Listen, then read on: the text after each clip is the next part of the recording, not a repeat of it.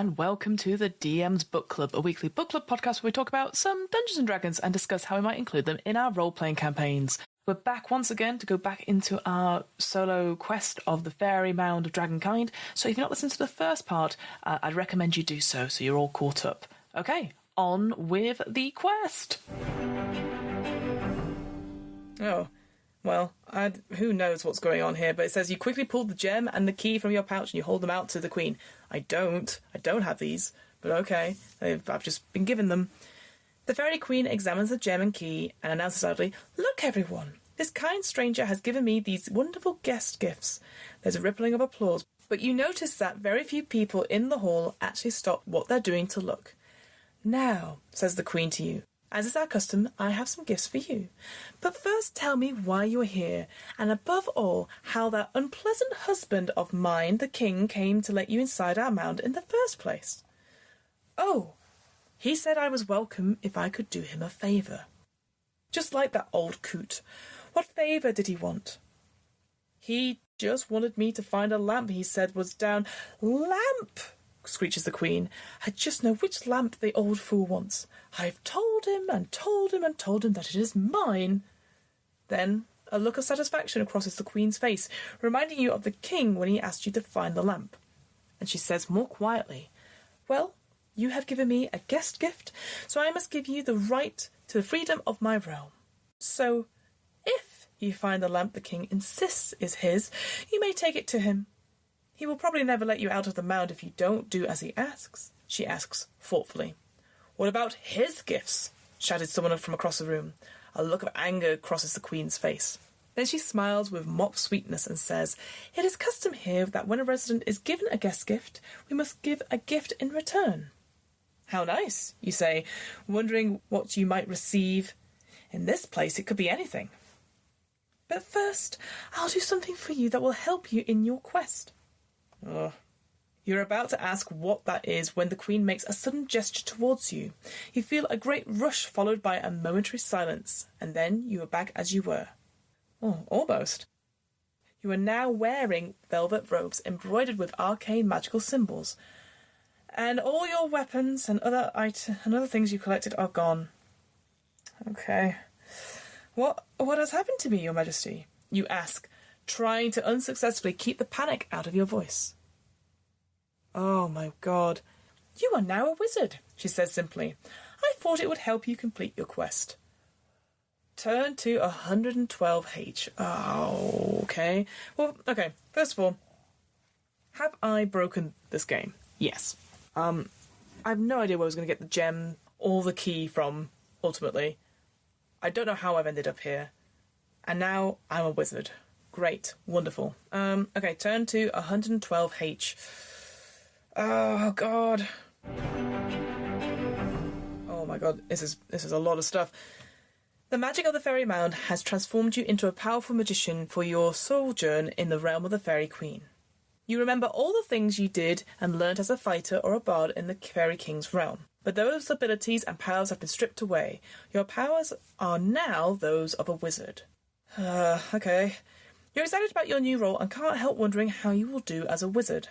You take some comfort in reasoning that when you are finally able to leave the Queen's realm, your previous identity will return. Otherwise, there would be no point in completing your original quest. But for now, you have no swords or panpipes. No, my panpipes!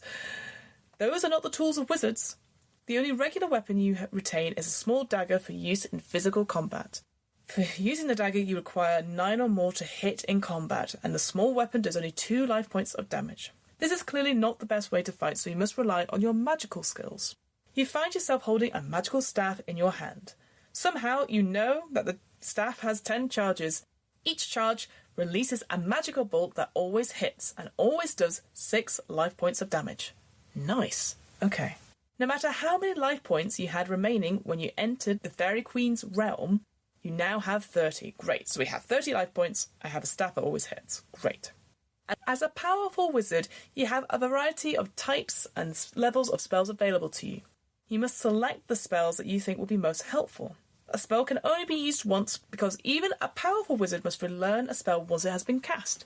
So if you think you will want to use a certain spell more than once, you must select 2 of that spell.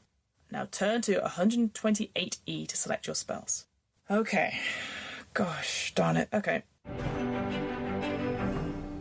Wow. I'm going to have to write some of this down. I'm just going to read everything out. I did not expect to suddenly change character sheets halfway through this, but here we go. So, 128E says, first level spells, I may select up to 4, and I may duplicate the spells in making up the 4. So we've got Armor Aura, which forms a protective barrier around you, making you -1 to hit creatures you face for 2 consecutive battles. Comrades makes an opponent friendly towards you for 1 encounter. Death Darts causes 4 life points of damage and always hits, but is usable only once per spell. So, magic missile there, okay. Heat Stun causes 3 life points of damage if hits and is usable once per spell. Leap allows you to leap a great distance once per spell.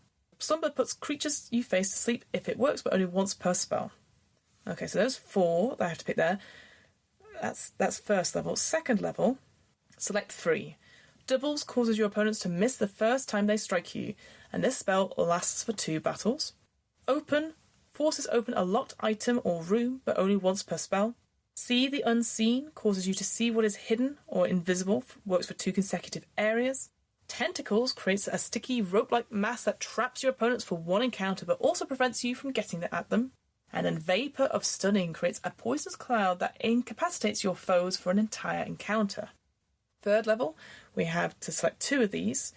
Delayed Blast makes your opponent strike every other combat turn, if works, but only once per spell.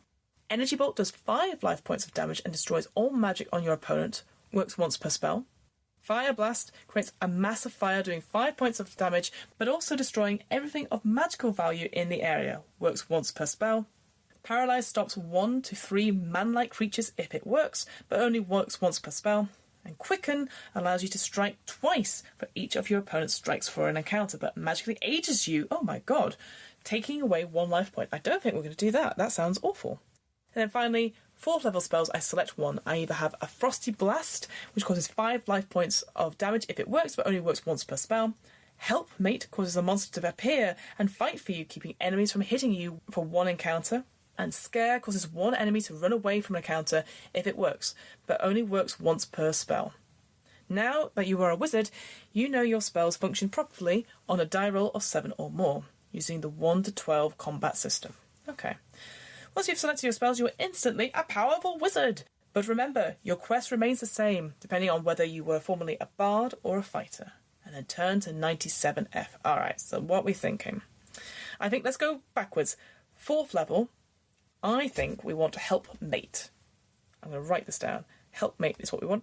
Because I don't want people hitting me, frankly. Then what do we want? Select 2 from 3rd level. I think paralyze.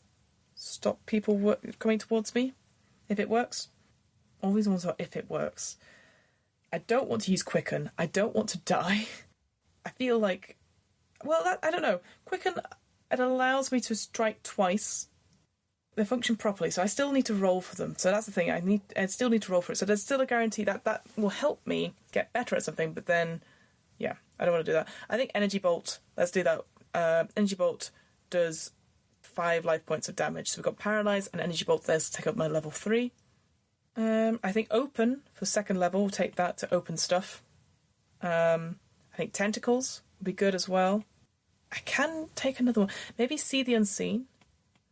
Like, I know I can duplicate these things, but I think it's just easy if I just... Well, not easier, but I think it's just nicer to just be like, it's a 1 and done. And then, 1st level, can take up to 4. I think we'll get Comrades. Opponent is friendly towards you. Death Darts, absolutely. I think let's do 2 Death Darts.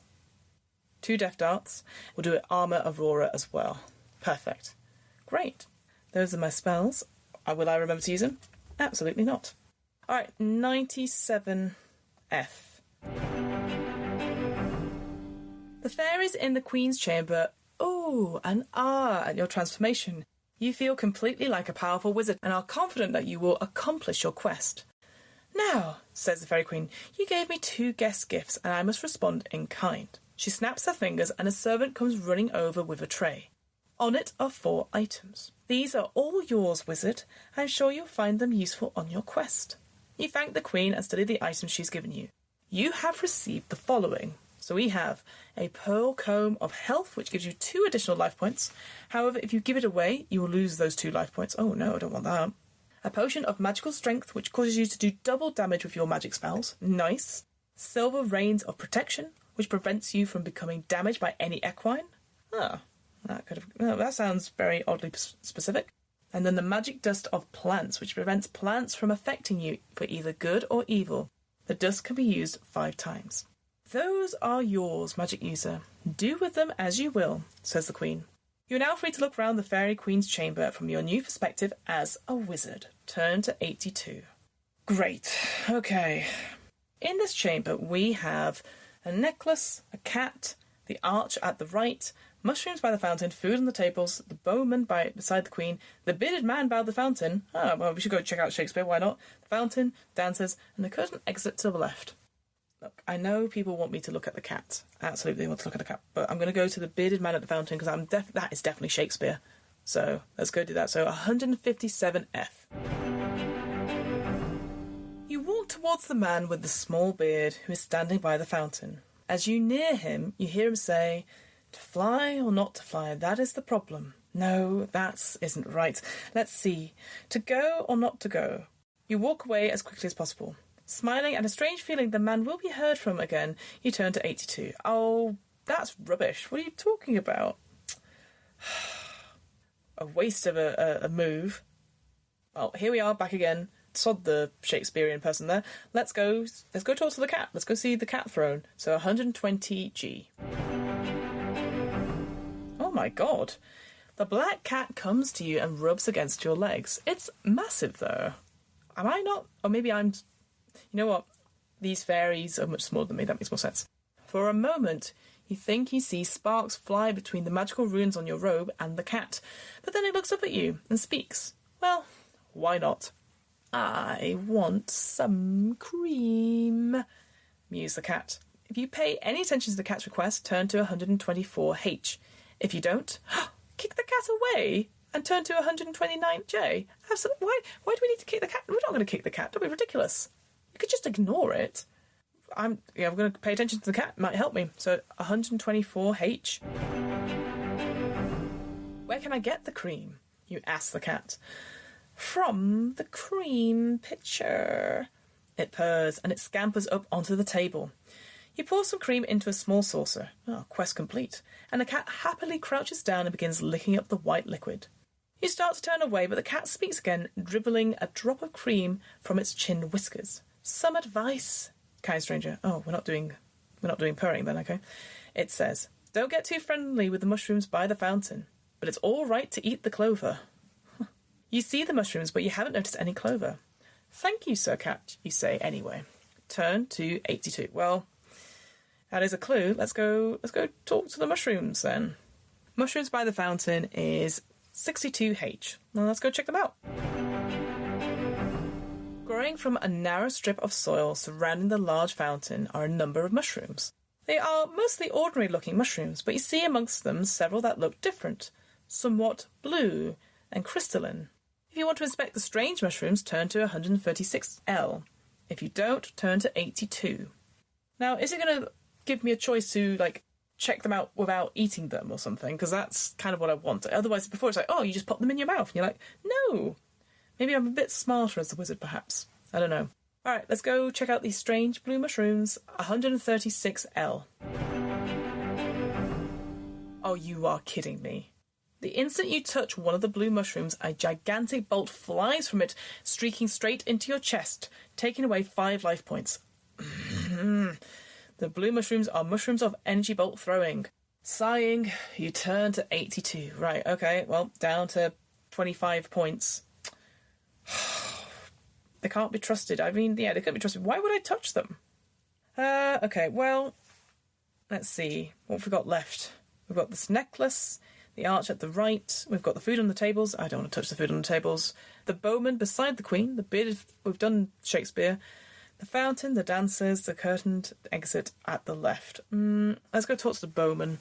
Maybe there'll be something there. So 101B. The bowman, who you first saw standing near the queen, joins you and says, "Have I got a deal for you?" "No more deals." Ugh. "Oh, what is it?" you reply cautiously, wondering if he is a used chariot salesman. He looks around fervently and leans towards you, whispering, "I've got here a bow of time displacement. When you meet an enemy, all you have to do is shoot the arrow, and the enemy will be frozen in time, leaving you free to do 2 things in the area." "It certainly sounds good," you say, "but are there any problems with it?" "Nope. You just got to be sure to be ready to fight when those 2 things are done, because that creature is going to start straight after you again. And naturally, it only works 3 times. Now, all I want for this fine bow is one of those little magical guest gifts the Queen gave you. You see, I've never been a guest here, so I've never gotten one. Then why are you here? If you want to make the trade, do so, and then turn to 82. I'm good. I'm not going to use a bow. I've got my staff, and I've got all my magical stuff. I don't need a bow. I'm good. Let's go back to 82. Oh, okay. So I excused myself from the terrible trade. Okay, so I can go back to the fountain, presuming that will lead me out somewhere else. I need to find this dryad. That's what I need. There's this necklace. There's the arch at the right. The curtained exit to the left. And the dancers. I don't care for the dancers. I'm going to go... let's go left. Always go left. Curtained exit at the left. So 78k. You step into the darkness beyond the curtain. And as you move, the darkness seems to become thick and heavy, almost choking you. Oh... Then you hear a rustling, skittering sound, and you see 2 red eyes that glow with their own fire ahead of you. Giant rats! You must fight. Ah, gosh darn. Conduct combat. If you win, turn to 75G. If you lose, turn to 83G. Okay, well here's the thing.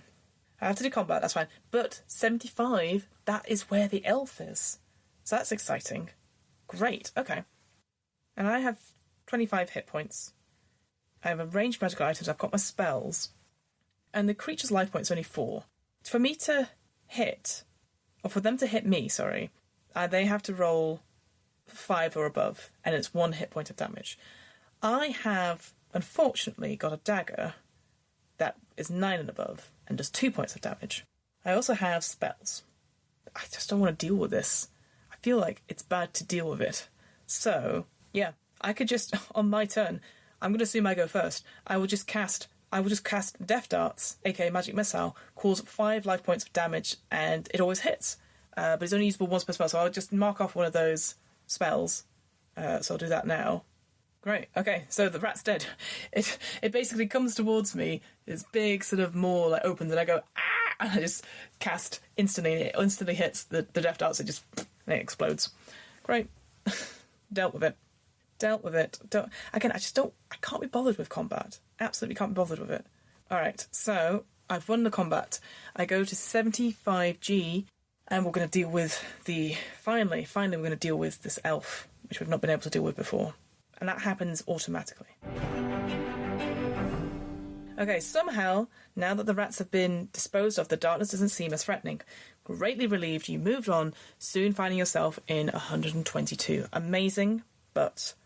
where is this elf? The elf character is represented on the bookmark and the folder section of the back cover. Yes. It has mystical powers that can directly affect your success or failure in this adventure. When you turn one of the pages in which you've inserted the elf bookmark, note the die number on the lower left corner of the left-hand page.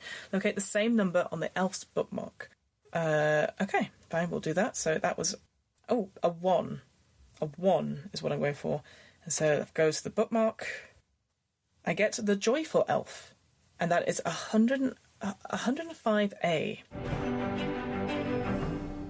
Before anything happens to you in this chamber, you find yourself greeted by an elf fighter. "Good evening, my fine human friend," says the elf, shaking your hand. "I've just had some glorious fortune and I wish to share it." Oh, nice. "Since you are the first to come my way, I will let you have your choice. I will accompany you on your entire quest and be your strong right arm in the times of danger. Or I will grant you a magical boon in the form of an unusual magical rod I have in my possession. The choice is yours." Oh, if you want the elf to fight in your place, use his bookmark and subtract life points from him until he's forced to flee at 0 points. If you want to have a magical boon of the elf, turn to 78H. Nah, I want the elf to fight for me. Absolutely I do. Amazing. Okay, we'll take him. Brilliant. You're mine now. Hooray. We'll have to put him back somewhere else at some point. Let's go for like 120. We'll put our elf back at 120.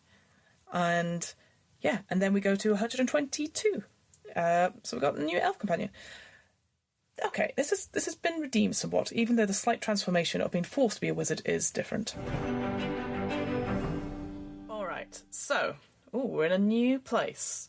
Ooh, it looks like a mine of some sort. I can see there's a fairy, someone with wings at least, has a big pickaxe and is like chopping away at this wall, which seems to have like, I think it must be shiny like diamonds or gems in the rocks, like very precious minerals perhaps. On top of them they have a huge candle that's burning down. There's a couple of other things. I can see there's a pool, there's the rock, there's a fairy person that's mining.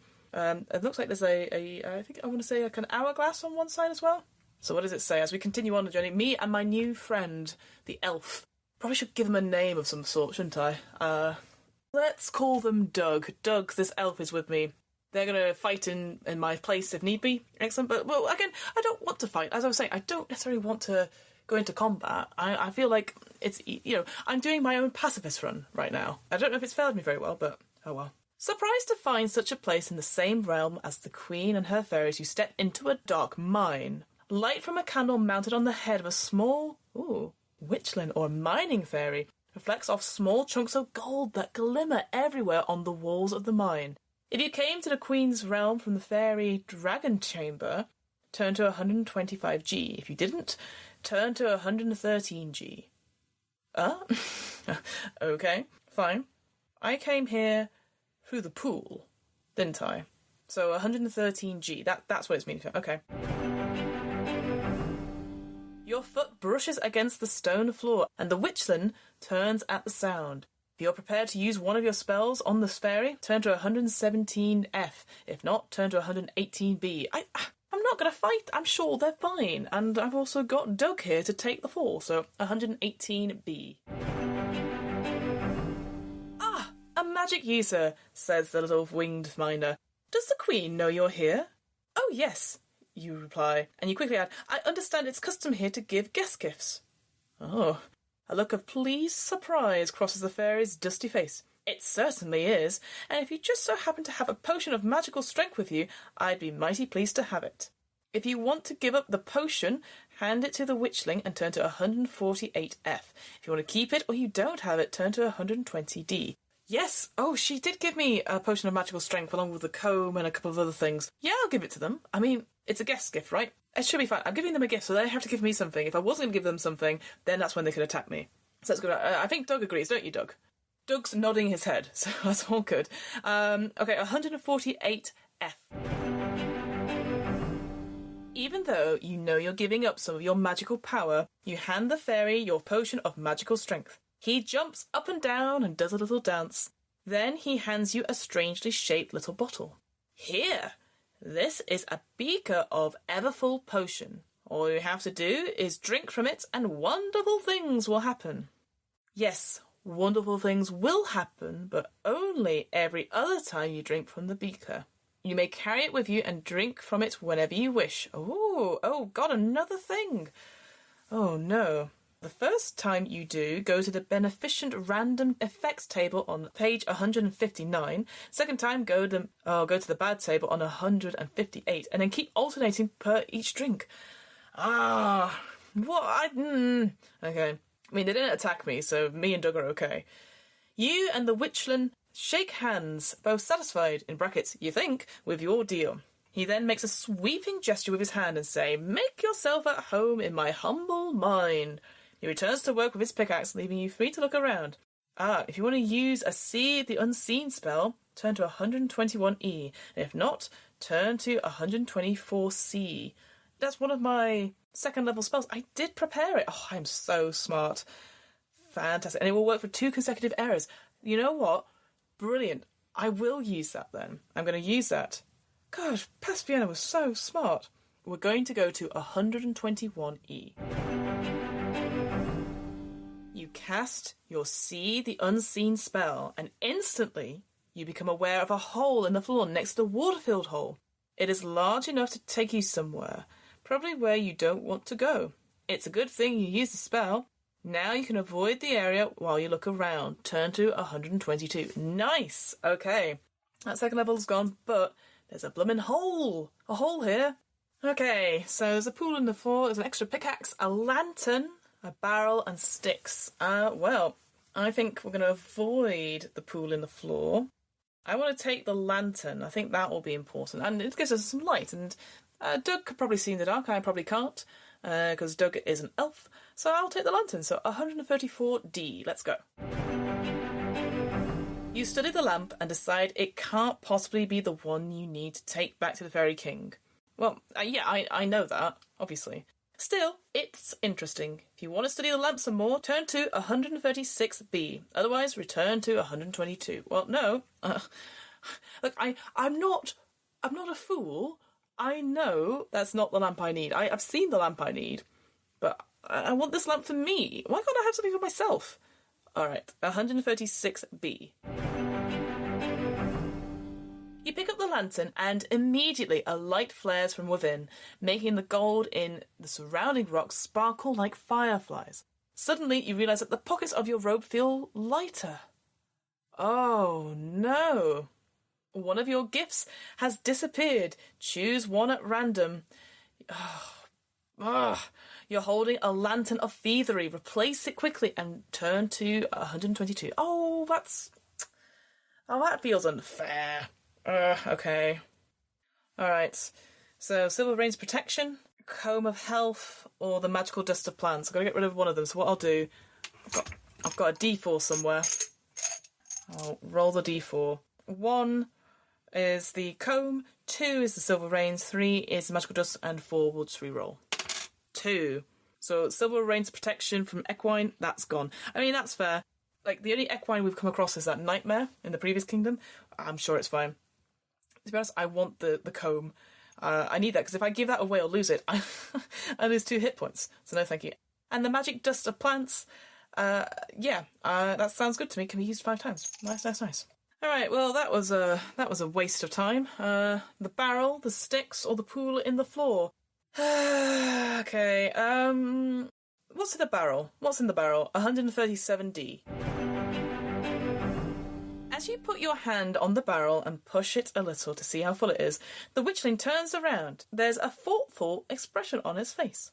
Hey, maybe you're the one, he says. The one what? You ask. The one to take that barrel to the Fairy King.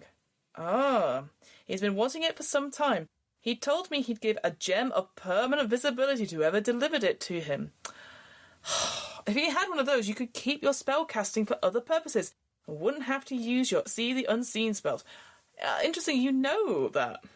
That might be handy before going any further in the Queen's realm, you think. But is it worth all the effort? If you want to take the barrel to the king in exchange for such a gem, pick it up and proceed to try and find your way out of here. You need to go back to the Hall of the Fairy Queen to get up to the king's realm. If you decide you can get along with the spells, you have to turn to 122. Alright, well, okay. So, sod it. I'll take a barrel with me. Why the hell not? But I still have to go back to 122, so I need to get back to the king's realm. Oh, God. Okay, fine.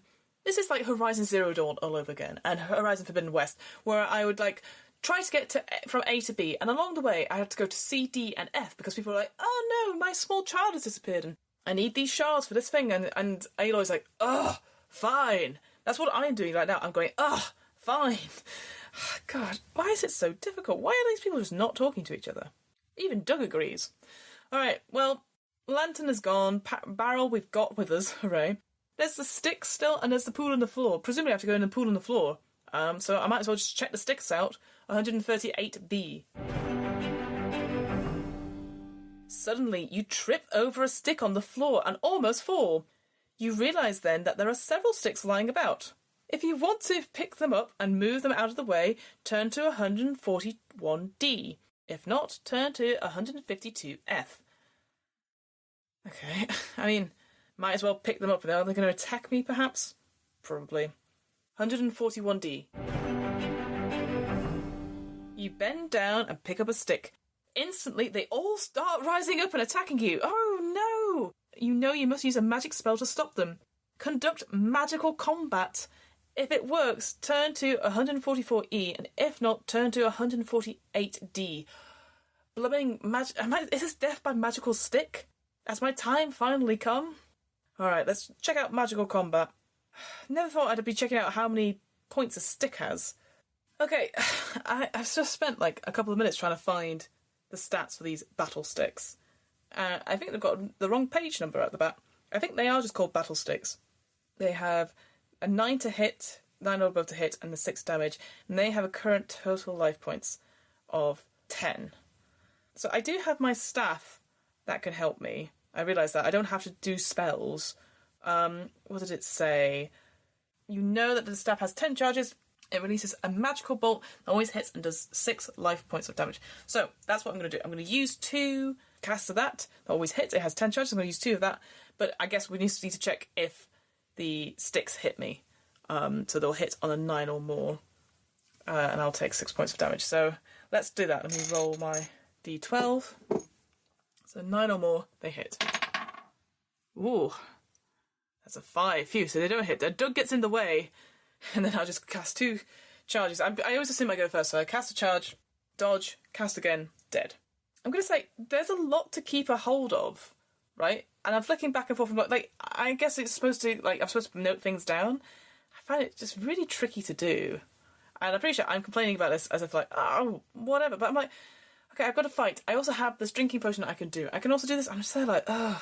It feels like the longer I'm in the Faerie Mound, the less likely I'm going to die. I've yet to come across something like, oh, at the end of your story, I suspect I will only die through being killed in combat. I assume. Anyway, I smack all these sticks down, and I'm going to go to 144E. As you complete the last words of your spell, like, sit down! The sticks fall back on the ground. You quickly push them out the way, where you can't trip over them, marvelling once more at the magical power you have. Turn to 122. Alright, absolute waste of time. Great, I've spent 2 charges for no reason. Alright, well, the only 2 things I've got left in this room is the extra pickaxe or the pool in the floor. I'm going to check the pool in the floor. I have no interest in the pickaxe. It's probably going to attack me at this point. So, 130B. From previous experience, you know that in the Faerie Mound, a normal human being can step into water over his head and come out somewhere else, without having drowned in between. But you still find it hard to believe. You're willing to give it a try just because there doesn't appear to be any other exit out of this mine. You take a deep breath just for safety's sake. You gather your robes about you and leap into the pool. You sink down, down into the water, and you bob up in 150. Ooh, okay, interesting. So we are now, from the illustration, we look like we're in some waterfalls. There's a mermaid. Excellent. She's on her little seat. There's a chest and a bottle which has like scales on them, fish scales. And there's like a trident nearby. Oh, alright. This could be good, it could be bad. A mermaid. You can't believe your eyes. Of all the strange and wonderful and horrible things you've seen on this adventure, this is the one you've been hoping for. Is it? Okay. A mermaid. A thing of fable and legend. You shiver slightly as she peers seductively at you from under her cascade of golden tresses. Oh, if you have a See the Unseen spell and want to use it, you must generate a number to see if you even think of using it. If you get a 6 to 12, turn to 118D. If you get less than 6 or you don't have such a spell, turn to 133C. Well, Technically, I did use it last time, and it's good for 2 consecutive areas. This is the second area, is it not? So I get to use it for free. Yeah, that's what the spell said it did. So, 118D. Suddenly you realise you've been so busy staring at the mermaid that you've forgotten to check it to see if there's any invisible dangers. You quickly cast your See the Unseen spell, or just up it again for the final time, and instantly you see a huge, amazingly ugly fish-like figure, more fish than man, swimming slowly around in the water, watching your every move. The Miro, for that is what the creature is, sees you staring at him, roars his hatred of humans, especially ones that stare at his woman, and launches an attack. Conduct combat. If you win, turn to 117E. If you lose, turn to 122A. Okay, let's go check out this Miro. What are their stats? Miro does 4 damage on a 9 or above and only has 11 hit points. But you know who I do have? My trusty erstwhile friend, Doug. Hello, Doug. Oh, you've only got 19 hit points. Oh, and they've only got... Wait, hang on. Have I been doing this wrong? The sword strikes successfully in combat on a roll of 9 or less and inflicts 9 life points with each successful strike. Alright, so it's 9 or less. Is it 9 or less for everything? I thought it was 9 or more. Maybe I've been... Alright, I think I've been doing this wrong this whole time. Because, I mean, to be fair, I've not been doing combat. So, I think it's 9. It's less. Its numbers are less. So we both have equal chance to hit. Yeah, apparently it's always been less. I've completely mucked up, so I should have taken some damage from the previous thing. Alright, well... I mean, I'll take the damage. What was it? From the previous, the sticks, they hit me for what? What did they hit me for? The sticks hit me for 6 damage. Oof, brutal. Okay, let's think about this. I go first. So the elf will go first for me. Using the d12. It just needs to strike twice, I'm guessing. Mero is 11 points. So yeah, 11 points. So it just needs to strike twice. So on a 9 or less, I should give it 6. So Doug steps forward. Oh, drops his dice on the ground. Right, we'll try that again. A 2. A 2. All right, so he hits it for 9 points of so he hits it for 6 points of damage. The mirror's turn now. Again, same thing, 9 or less. It gives me... Oh, it gives 4 points of damage. Oh, 6, yep. So 4 points go to poor old Doug. The mirror slashes at him with the horrible, grimy paws. He takes 4 damage. Doug then sweeps in with another one. Oh, that's a 4. So the mirror is dead. It's a 1-2, snicker snack. Done. Nice work, Doug. Alright, so we win the combat, thanks to Doug's valiant efforts. I also don't particularly like that the mirror was like, my woman. Gross. No, thank you. We don't need that in our games. Women are their own things, they're not property. If you win, turn to 117E. If you lose, turn to 122A. Let's go to 117E. Despite the viciousness of the Merrow's attack, you managed to vanquish the creature. Well, Doug did. But the mermaid, who has been watching intently, immediately shrieks at you. Why did you do that? I loved him. Get out of here instantly. Leave me alone. Immediately, she dives into the water and disappears from view, leaving you free to look around if you wish. 150. But of course, you neither gave or received a guest gift. Was I supposed to? Alright, we can investigate the casket, the bottle, the trident, the statue, the face in the water. What? What face? Oh, there is a face in the water, in the waterfall. Oh, scary. Or the waterfall itself. Let's do the face in the water. I didn't see it before. It's not the mirror, I've sorted that out. 146C. As you stare at the image of the strange face in the water, it appears to become aware of you. It smiles, and then the rush of water seems to form words. I am the wish bringer of the pool. I have the power to give you what you want, send you where you wish to go. Simply touch me, and I will transport you. If you want to let the wish bringer grant you a wish, tell the face what chamber you would like to go to, then touch the face in the water, and then turn to 152E. If you decide to ignore this opportunity, turn to 150. Well, here's what I'm thinking. Got the bloody barrel with me, right? I want to go to the Fairy King's chamber. Oh, no. I want to go where the Dryad is. I want to go where the Dryad is with the lamp. That's where I want to go. So yes, let's go there. I want to go to the place with the Dryad in it with the lamp. Let's go there. So that's why I say to it, and then I turn to 152E. You reach down and touch the image of the face in the water. You prepare to be transported to your chamber you wish for. But instead, you find yourself plunging into water as the face rises up rapidly. Oh, no! The job is all yours now, friend, says the face to you. You are now the new face in the water, and your adventure and your life as a human are over. What? How anticlimactic. Well, what a... Wow. Cool. Alright, well, let's talk about it. I mean, to be fair, I could have sacrificed poor Doug, that would have been better. But okay, an interesting ending, for sure. I feel like I was just running around after little tidbits. I just don't... And I had way too much stuff. Like, stuff for things to do. I don't understand all these things. I think ultimately what I should have done, probably, is actually sat down at a desk and written out the entries as I went, perhaps. Because I can imagine if this was a physical book, I'd have, like, notes and I'd have, like, bookmarks and all that sort of thing. But I didn't have for this. I just have a PDF that I've been scrolling through and voicing stuff out loud. God, that was so annoying. Didn't even die.